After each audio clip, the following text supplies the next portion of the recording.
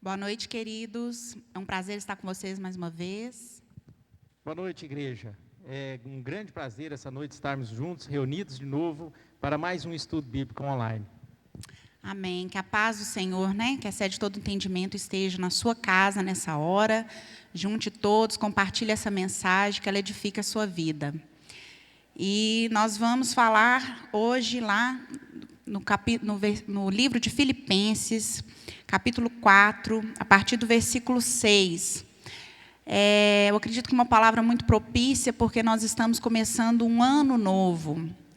E junto com ele vem muitas expectativas. O que 2021 nos reserva, Depois de um ano de lutas, um ano de tribulação, muitas pessoas às vezes param de olhar na graça, no cuidado de Deus que nós tivemos esse ano, e começa a se preocupar. Será que eu vou viver tudo de novo? Será que vai piorar? Será que vai melhorar? São muitas perguntas, Jarbas? E traz uma ansiedade, Josi? Isso. E o tema de hoje é isso. Não andeis ansiosos. Lá em Filipenses 4, no versículo 6, Paulo fala: não andeis ansiosos por coisa alguma, mas em tudo, pela oração e súplicas, e com ação de graças, apresentem seus pedidos a Deus. Vamos orar? Amém. Senhor Deus, nós te damos graças, ó Pai, pela Tua palavra, Senhor, porque ela é real, ela é verdadeira, e ela se aplica, ó Deus, na nossa vida em todo o tempo.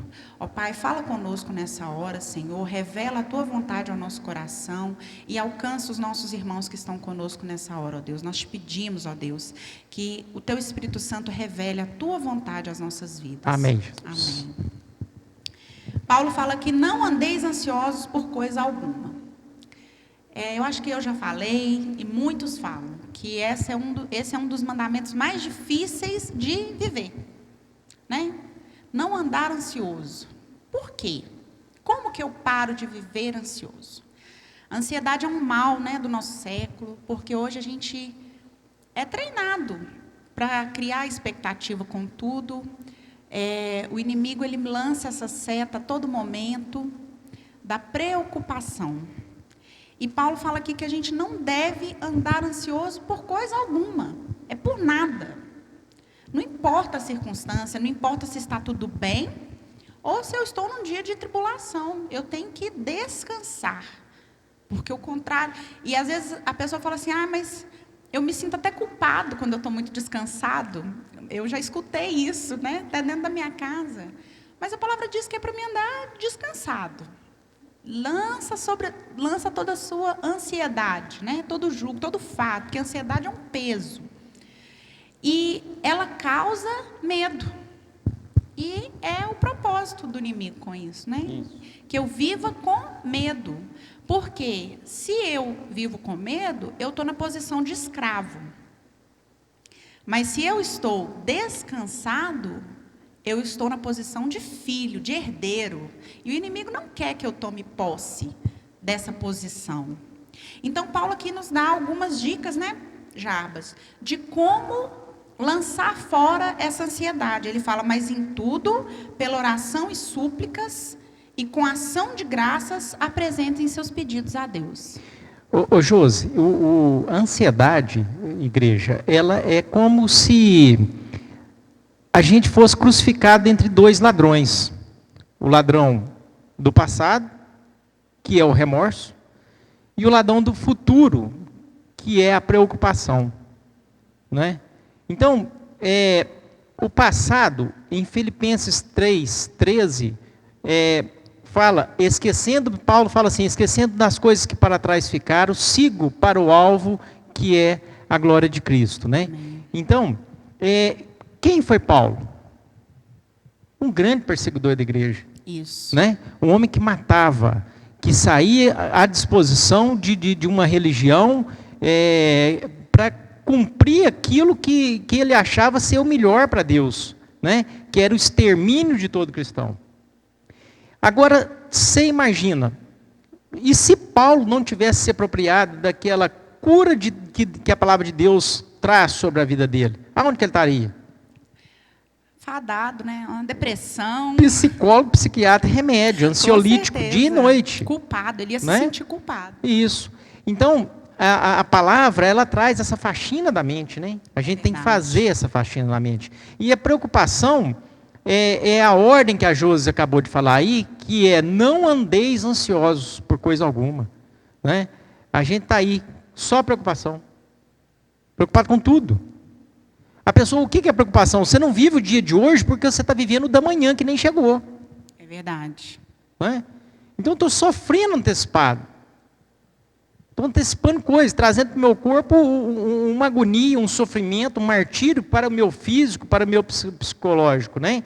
E o pastor Itamar, há bem tempo, ele já pregou aqui que de todo mal que você pensa que vem sobre que poderia vir sobre a sua vida, qual que é a porcentagem que acontece? Não chega a 10%. É verdade. Né? Então, na realidade, é o que a palavra diz, basta cada dia o seu próprio mal. Né? Vamos preocupar só com hoje, não é isso? Isso. E quando ele fala assim, mas em tudo, pela oração e súplicas. A palavra de Deus fala assim, venham a mim todos vós que estáis cansados e sobrecarregados, e eu vos aliviarei. E como que você vai até Deus? Através da oração. A gente... Não é que nós também não recebamos, às vezes, a seta do inimigo para andar ansioso. Nós não somos, né, super-homens e super-mulheres. Mas quando nós temos o hábito de estar na presença de Deus, quando nós colocamos a presença de Deus como a nossa prioridade, né, nós temos ali o nosso momento de oração. E quando a gente enfrenta um momento de luta, a gente se lembra do Pai, volta a falar com Ele, Ele traz o nosso alívio, né? Ele é que traz o nosso descanso. Então, Paulo aqui fala, mas em tudo, pela oração e súplicas e ação de graça. Não existe fórmula mágica para viver em descanso, se não for estar na presença de Deus. O pastor ministrou aqui na primeira semana, né? Sobre receber a unção de Deus. Como que eu recebo a unção de Deus? Entrando na presença dEle. Não adianta eu querer viver em descanso sem buscar a presença dEle, sem buscar essa unção, esse óleo novo, esse frescor sempre na nossa vida. Porque o nosso Deus, Ele é um Deus de relacionamento. Então, às vezes eu estou muito tempo aqui na igreja, eu conheço a palavra, mas eu estou esquecendo de me relacionar com Deus. A palavra de Deus fala lá em Gênesis que Deus ia todos os dias falar com Adão. Então, Deus tem essa necessidade, Ele quer que nós tenhamos essa necessidade de falar com Ele através da oração, né, já? É verdade. E a oração, aqui a palavra fala no versículo 6, é oração, súplica com ação de graça. Então, gente, a gente tem que entender, primeiro, conhecer quem é esse Deus. Ele é o nosso Pai. Ele nos formou.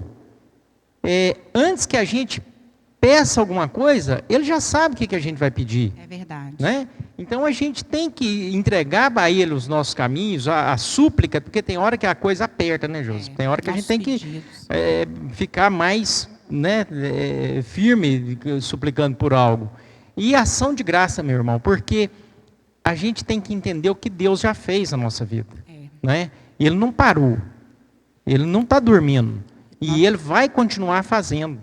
Né? Nós temos que dar graças, né? Porque nós já somos mais que vencedores, né? Em Cristo Jesus. Nós já somos vitoriosos. E quando eu dou a ação de graças, eu me alegro, né? A palavra de Deus diz que o Senhor habita no meio dos louvores, né? Sim. Então, quando eu louvo a Deus, a alegria do Senhor, ela invade o meu coração. E lá em Filipenses, antes que Paulo fale ali da ansiedade, ele fala em Filipenses 4, alegre-se sempre no Senhor. Novamente direi, alegrem-se. E a alegria aqui, ele está ordenando, né? Ele não está pedindo, não. Ele exclama, alegrem-se, porque a alegria, ela é um dom de Deus.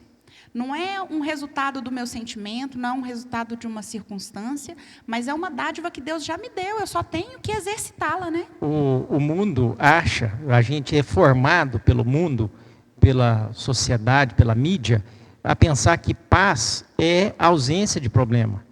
E isso não é verdade. Né?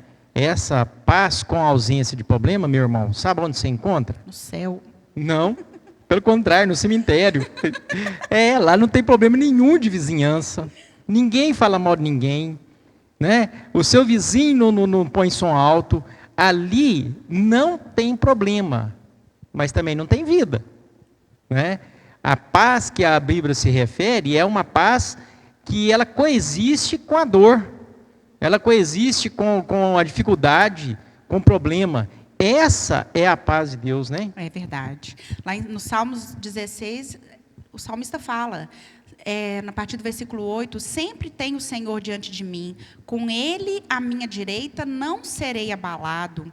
Por isso meu coração se alegra e no íntimo exulto, mesmo meu corpo repousará tranquilo, porque Tu não me abandonarás no sepulcro, nem permitirás que o Teu santo sofra decomposição. Tu me farás conhecer a vereda da vida, a alegria plena da Tua presença, eterno prazer à Tua direita. Então aqui o salmista não estava falando, né, de uma alegria num momento assim de uma situação plena, numa situação de júbilo, não. Ele estava falando num momento de luta em que o Senhor não abandonou. Ele estava falando do momento que Jesus ia passar na cruz, perseguições, né? E ele viveu a plenitude, na presença do Senhor nós encontramos a plenitude da alegria, né? Esse descanso. As pessoas, quando o pastor fala que a unção, que a unção deixa rastro, as pessoas olham e falam, olha, tem uma coisa diferente, espera aí. Não é normal aquela pessoa estar rindo, aquela pessoa estar bem, aquela pessoa estar em pé, né? Nós vivemos um ano onde as pessoas falaram, mas você vai na igreja? Você não está com medo do Covid? A gente já chegou para visitar doente que nós fomos edificados por eles. É verdade. Né? Você acha que o cara está ali totalmente abalado, sofrido, né? No seu cantinho ali, como diz o outro, lambendo a ferida? Não. A gente foi edificado pela pessoa e saiu fortalecido. Por quê? Porque a graça de Deus estava imperando sobre essa vida. Aqui, como a Josi começou a falar aqui, a questão da oração, Paulo, ele vê 3 remédios nessa palavra aqui. No versículo 8, ele diz assim, quanto ao mais, irmãos, tudo que é verdadeiro, tudo que é honesto, tudo que é justo, tudo que é puro, tudo que é amável, tudo que é de boa fama, e se há alguma virtude nisso, ou louvor, nisso pensai. É verdade. Então, a primeira coisa é a gente aprender a orar corretamente, né? Saber quem é Deus, o que Ele é na nossa vida, o que Ele representa, e que Deus não está encrencado, né, com as situações que nós vivemos. Ele tem domínio sobre tudo. E a segunda coisa que a gente tem que entender, meu irmão, é isso aqui, ó, é o pensar corretamente, né? Pensar. E porque a gente tem que entender uma coisa, a determinação da vitória na sua vida ou da derrota, ela está na sua mente. O que vai determinar a vitória ou derrota, meu irmão, é o que você está pensando. E se você não começar a pensar o que a palavra está dizendo, o que a palavra está falando, quem que você é diante da palavra, qual é o tamanho dos seus problemas diante do Deus que a palavra fala, meu irmão, você tem que comer a palavra, se alimentar. Não é, Josi? A gente tem um exemplo disso, né, do rei Ezequias, quando Isaías chega perto dele e fala com ele assim, você está fadado à morte, Deus mandou te falar que você vai morrer. Ele podia ter só aceitado aquilo, mas ele também conhecia a palavra. Sim. Ele se dobra o joelho e fala, Senhor, o Senhor pode. O Senhor pode me dar uma nova oportunidade, uma nova chance. E Deus cumpre isso na vida dele. Então, quando nós conhecemos a palavra, nós sabemos o que Deus pode fazer por nós, né? E a partir do momento que a gente está na palavra, né, Josi? E vem o problema, você está cercado. Né? Há uma resistência já formada diante da gente para que o problema não venha interferir na minha vida, na minha mente, né? Na minha família. Não vai ser fácil me derrubar, meu irmão, se eu estou na palavra. A gente já não se entristece por qualquer coisa, a gente já não se preocupa com qualquer situação, porque nós estamos firmados na palavra, nós sabemos, né, a verdade sobre nós, o que a palavra diz sobre nós, o que nós somos na palavra. E aí isso nos faz enxergar o mundo de uma forma diferente, né? Sim, sim. E a questão de enxergar o mundo de uma forma diferente, Josi, também me traz a lembrança daquela palavra assim de Romanos 8, 28. Sabemos que todas as coisas contribuem para o bem daqueles que amam a Deus. O que nós não sabemos, que a gente não vê, é a solução, muitas das vezes, de um problema. É verdade. A gente não consegue enxergar um início, um meio e um fim. Às vezes a gente está ali no meio ou no início de uma tribulação, de um problema, e a gente não tem aquela visão, mas Deus tem. E às vezes a gente tem uma visão limitada, né? Sim. A gente enxerga só uma solução para aquele problema. E Deus tem infinitas possibilidades. Josi, e às vezes que a gente vai fazer conta. Da onde vem o meu socorro? Aí você começa a fazer conta, meu irmão. E a conta não fecha. Né? É por ali, é por lá, ou vai acontecer assim, assim. E sabe o que eu aprendi na minha vida, meu irmão? Nunca aconteceu do jeito que eu pensei. Nunca. Nenhuma vez. O meu socorro sempre veio do Senhor e por um caminho que Ele preparou e que eu nunca imaginei. É sempre assim. É verdade. Né? Mas quando a palavra fala, sabemos que todas as coisas, é porque a gente sabe o Deus que a gente serve. Todas as coisas contribuem para o bem daqueles que amam a Deus. Se a gente sabe, meu irmão, não tenta enxergar lá na frente, não. Não tenta, não. Tem hora, Paulo, era um sonho dele ir para Roma. E ele foi preso, algemado. E durante a viagem, uma das coisas que aconteceu com ele foi um naufrágio. E se você ler lá, você vai ver que chegou um determinado momento ali daquela tempestade no barco, que não fizeram mais nada não. Simplesmente recolheram os remos e deixaram embora. Do jeito que Deus quisesse. Tem hora, meu irmão, que a gente não tem o que fazer, não dá conta. Deixa rolar. Uma hora vai acabar. Uma hora passa. Aí você vai ver aonde você foi parar, o que você tem de recurso, o que Deus vai fazer na sua vida. Você vai ver a mão poderosa de Deus na sua vida. Mas por enquanto, meu irmão, basta confiar. Amém? Essa fala sua, Jabas, me lembrou até uma passagem, o pastor ministrou sobre a nossa vida alguns meses atrás, que às vezes a pessoa está esperando tanto uma coisa, né, seja uma promoção, né, seja um sonho que ela quer que realize, que ela acha que o que ela está vivendo é uma tribulação. E Deus está guardando ela ali. Né?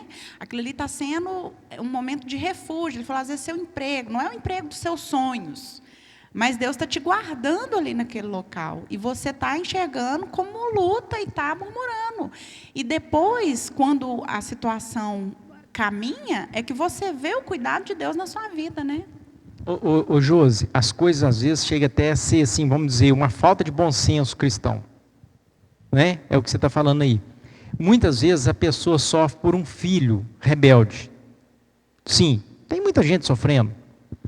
Mas, às vezes a gente está sofrendo por alguma coisa que vai ser bênção amanhã. Às vezes a gente vai ter que passar, o filho vai ter que passar por certas coisas na vida para ele aprender a sua experiência com Deus.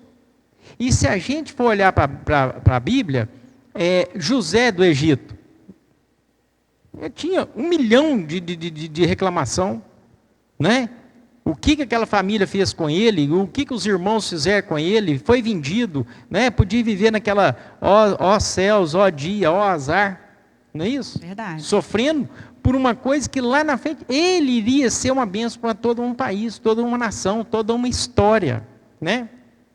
E se a gente for olhar aí, o próprio Paulo, né, perseguidor da igreja, Sansão viveu, vamos dizer aí, uma vida louca, um tempão, fazendo coisas que não agradavam aos seus pais, trazendo para dentro da casa dele uma esposa que não poderia, né, com a religião deles, ser admitida. Ele trouxe para dentro da sua casa, né, trouxe maldição, bebedeira, não podia beber. Então, lá na frente, ele salvou a nação de uma nação que estava sobre Israel, né, imperando. Ele salvou toda a nação de Israel de uma vez só. Foi uma bênção. Porque a palavra de Deus, ela não muda pelas nossas atitudes, né? Deus, quando ele deu Sansão, ele falou que ele salvaria a sua nação.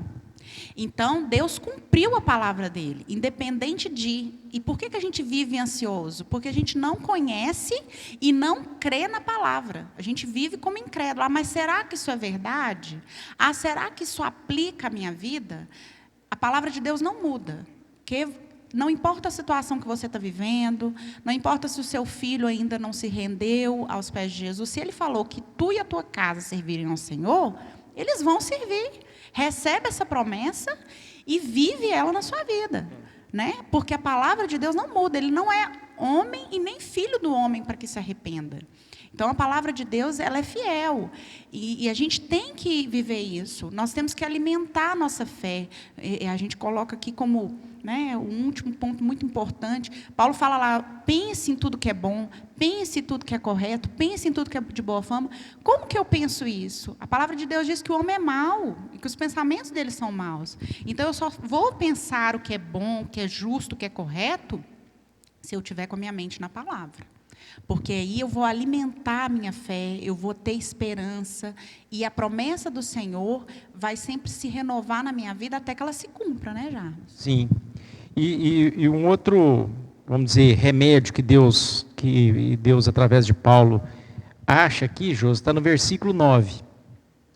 E o que também aprendestes e recebestes e ouvistes e viste em mim, isso fazei, e o Deus de paz será convosco. Bom, a gente precisa de ter uns espelhos, né? Pessoas que a gente possa se espelhar. E para quê? Porque a gente possa aprender as coisas.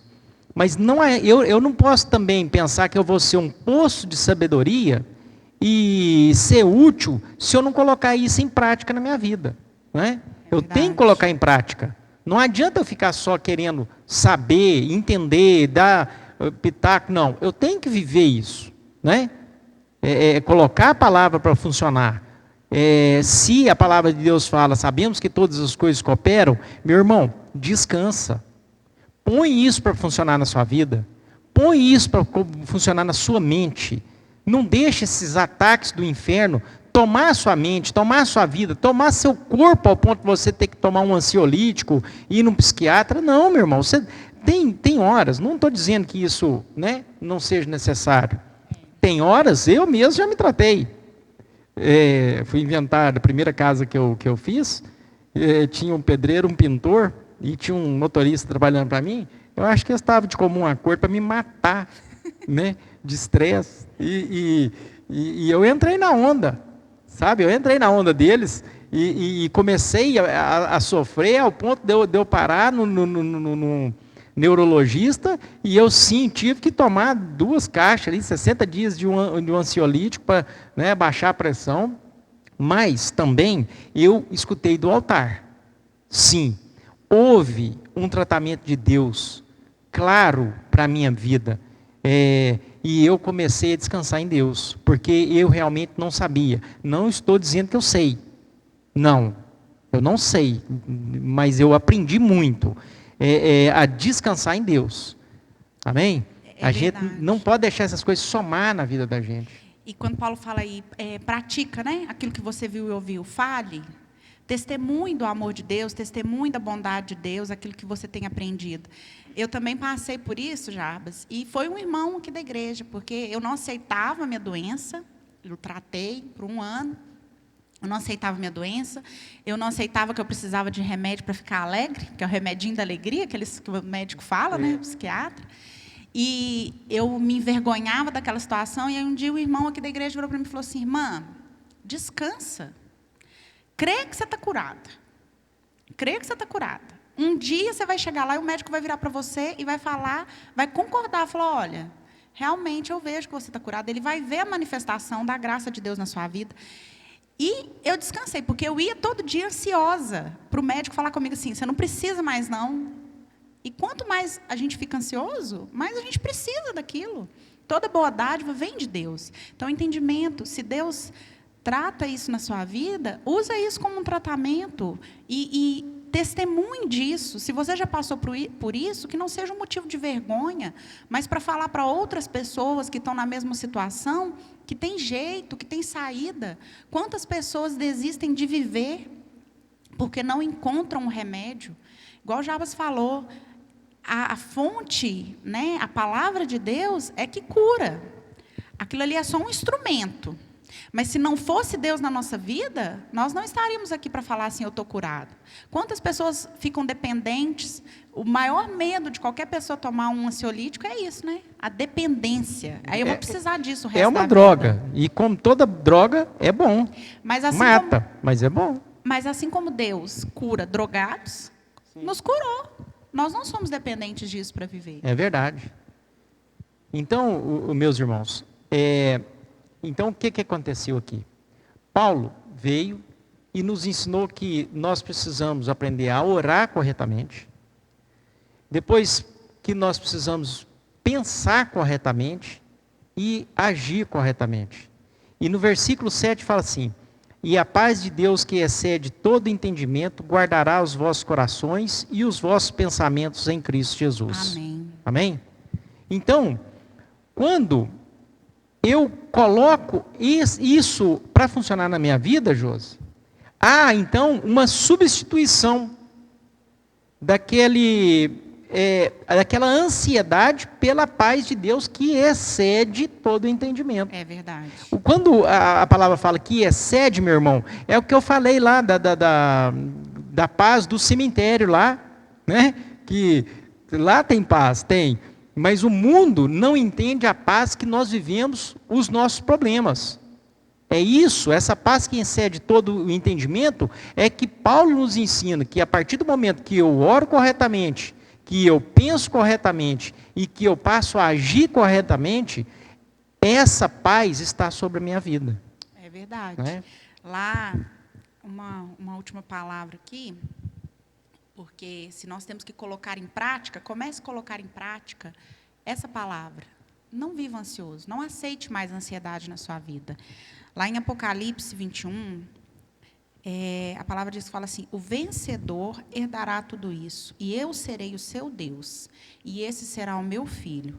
Mas os covardes e os incrédulos, os depravados, assassinos, os que cometem imoralidade sexual, os que praticam feitiçaria, os idólatras e todos os mentirosos, o lugar deles será o lago de fogo. Às vezes, nós, como cristãos, nós nos colocamos na posição de julgar, né? Ah, aquele ali não merece a graça de Deus. E o que me chama a atenção nessa palavra aqui, que o primeiro ponto que eles colocam são os covardes. Covarde é medroso. Não tem outra palavra. Então, Não. se eu estou ansioso, eu sou um medroso. Eu sou uma covarde. E eu estou deixando de herdar o reino. Eu estou deixando de desfrutar o reino. E o reino de Deus é aqui. Essa paz que excede todo entendimento, eu já vou desfrutar dela aqui. Eu não preciso ir para o céu. É o que Jesus falou, assim na terra como no céu, né? Então, para de viver covarde, para de viver incrédulo, desfruta, coloque em prática isso. Se a palavra diz que eu não vou andar ansioso, eu não vou andar ansioso, pode acontecer o que for. Senhor, eu ainda não tenho capacidade para isso, mas o Senhor me capacita. Suplica isso para o Senhor, coloca diante de Deus as suas petições, e a paz dele vai chegar na sua vida.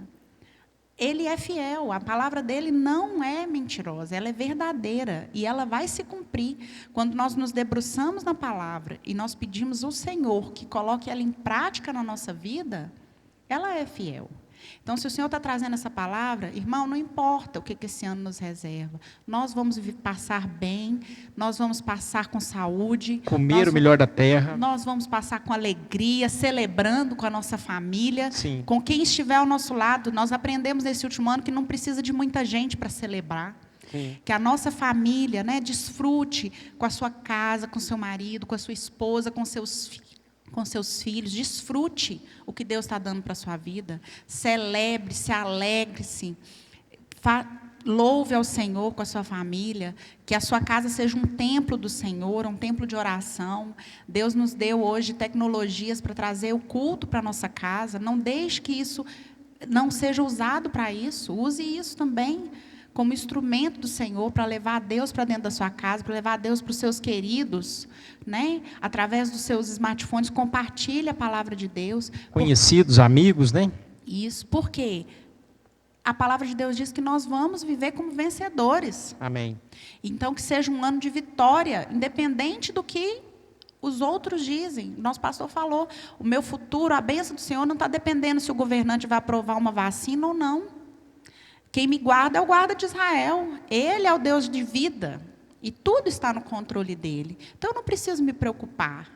Porque ele é que sabe a verdade sobre todas as coisas, né, Jana? Amém. Amém. Nós precisamos nos debruçar diante da palavra, buscar a presença de Deus e para que ela seja real na nossa vida, né? Praticantes da palavra. Praticantes. Amém?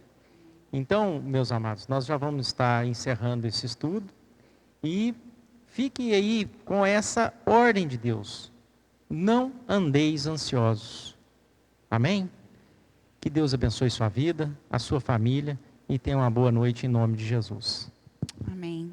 Senhor, nós te agradecemos por mais esse encontro na tua presença, Pai. Em nome de Jesus. Abençoa as casas, ó Deus, e que essa palavra produza fruto nas nossas vidas e na vida dos nossos irmãos. Em nome de É Jesus. o que nós te pedimos nessa hora e desde já te agradecemos. Amém. Amém. Boa noite.